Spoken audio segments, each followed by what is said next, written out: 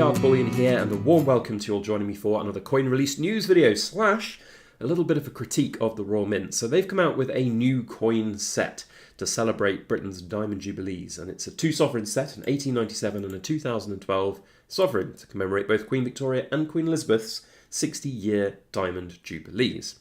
All sounds pretty cool right now until, of course, you see the Royal Mint's price. And I've done a video just last week on the Windsor Sovereign collection, which was £47,000. You know, a little bit of cursory maths would suggest that you're paying about £20,000 for that box. This is a very high price for what are two quite easy to come by sovereigns, and so I'm going to talk a little bit in a constructive feedback kind of way. I don't really want this to be an attack on the Royal Mint. I'm doing this to try and better everybody's lives as best as I can as a content creator and sort of amateur journalist when it comes to coins and coin release and news, and educating the public generally about what these kind of coins are and should be potentially valued at. So we've got here the Diamond Jubilee Sovereign set, a limited edition presentation of 499 sets with a 1897 and a 2012 sovereign. So these are two very interesting coins, of course, because they're from the Jubilee years for the Queens, the Queen Victoria and the Queen Elizabeth. So they are interesting coins, and they do tend to go for a little bit more than your bullion sovereign prices. So a bullion sovereign right now, spot price for a bullion sovereign is like 355, something like that. You'd probably be paying 375 for just a generic random best value sovereign right now. That's sort of the ballpark. Now I've done a little bit of very brief research, and we look up here and we've got a really nice condition, 1897, Melbourne, okay, granted Melbourne, and we've got something here to talk about in the fact that it's a Sydney marked one there. Doesn't say whether all of them will be Sydney, but just bear with me. The 1897 here, really nice condition, and it is £500. We then add that to, if we jump over to Chards, and we see they've got an 1897 here as well, 571. This one's a really nice condition, like properly high grade condition here. So very, very nice. So you can see, let's call it 500 for one of these coins. There are some sold on eBay. This one's sold on eBay for 420. Bit of a dodgy set of photographs, but generally it looks pretty genuine to me and a pretty good condition one. So that's an open market bid, 420. So we'll put the range anywhere from 450 to 500 for an 1897. 2012s are not particularly hard to come by. I had a couple go through my buyer service not that long ago. I sold it for 380. You can see here recent, buy it nows on eBay, about £400. I would say if you're paying 425 or more for the bullion version of these coins, you're paying too much. So let's call it 400, maybe 410, something like that. So you add the two together and you get about 900. So we're paying, of course, 500 odd pounds for the box. Really expensive box here. Now the other thing to talk about is that the Royal Mint here, the photos of these coins are not particularly great at all. This condition here, you can see, is awful compared with the photos that we saw on the Bullion by Post listing here, or the Chards listing here, even some of the eBay coins that bit of the bad photographs, but you can see there's some wear on that one. That's not a perfect coin. I'm not saying that it is.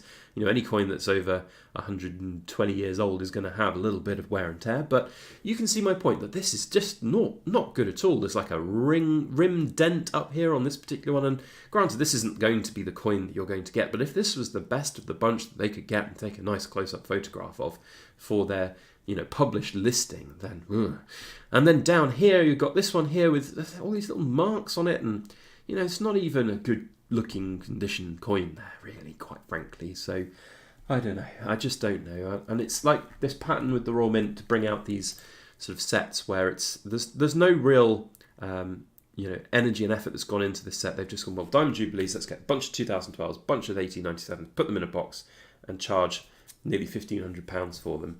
And that doesn't really sit well with me. That's not what the Royal Mint should be about right now. That's the territory of unscrupulous coin dealers that will try and, big up coins that are worth a lot less than they're trying to sell them for, and that's essentially what the Royal Mint are doing here in this sort of edition and set. So, can I countenance you going and buying this set from the Royal Mint? Of course, I cannot. And we're going to do our little trick here to see. I mean, there's 98 in stock on here. I mean, there will not be all of their stock up on the website. I had a call from my account manager trying to sell me this set, and I politely declined. But I couldn't really go without sort of saying more about this. Educate yourselves about the coins that the Royal Mint are trying to sell, because there are some pretty poor price points for a lot of these. I did in my previous video on that £47,000 set highlight a little bit of my reservations about that, and I think if I scroll down far enough, we'll get to this. This is like the quintessentially atrocious thing that the Royal Mint is trying to do, and it's a really worrying direction for the Royal Mint to go in. So this is 6 coins. You can see here images of 12 coins, but they're this just set of 6, 495, so about £80 a coin, and they're bullion condition. They're awful condition. Look at this. Just look at this. Why would you advertise something like that? It's beyond belief. So, you know, I've talked about this from the Royal Mint's perspective before. I've given them direct feedback on this as well. I think that they know maybe that they're not, you know, really doing a very good job of something like this, and you know, I think they need to focus on getting the new coins out there. And you know, there's always like leeway, isn't there? You know, a coin set like this, 3 coins through time. You know, there's an old coin here that is up to interpretation as to its value, but you know, something like that you can probably pick up for a lot less. Here, this for example, two sovereigns. You know, you're going to be looking at, as we've demonstrated here, probably I call it 450 each to be generous. It's 900. So you're then paying, what is it, 2,400 for this set. So you're looking for, you know, 2,400 minus 900, so £1,500 for an 1808 George III. That's I mean, that's just, I don't know if there'll be any on eBay. Let's go 1808 George II gold coin. See if there are any. You see there's a few here. This one here, 595 for a graded version, AU55. It's 1,000 less than, you know, you could potentially get it from. It's better condition by the looks of it too. So again, 1,000 less, and where's the tab that we wanted? This one here. So if you're paying £1,000 less for this set, and you're paying £1,000 for a box. It's that simple. It is that simple. And unfortunately, there are people who will buy it and will think because they're buying from the Royal Mint, it's all been certified and genuine, and you get the fancy box, and it'll be a big shocker for a lot of people when they come to sell those sets. And that's where like my selling club comes in, and I get people talking about these old coins that they've bought from various different places, not just the Royal Mint. And I do want to say it's not just the Royal Mint that do these kind of things. There are plenty of other private coin companies that do this, and they have really bad reputations in the real world of coin collecting, and that's where the Royal Mint's going to head if they're not careful. So anyone from the Royal Mint is watching this, take the feedback on board. It's not meant as an attack. I'm not here. I've been bloody supporting the Royal Mint from, you know, my channel for the last 7 or 8 years. I highlight the good, I highlight the bad.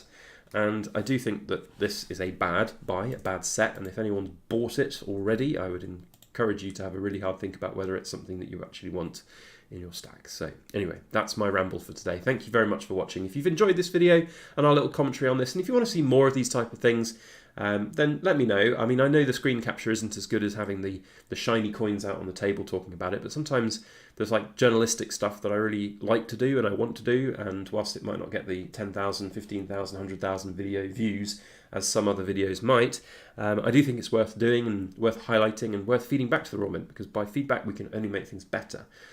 So let me know your thoughts down in the comments, especially my Ramblers and my Cool Kids Club members. Thanks very much. We'll see you on the next video.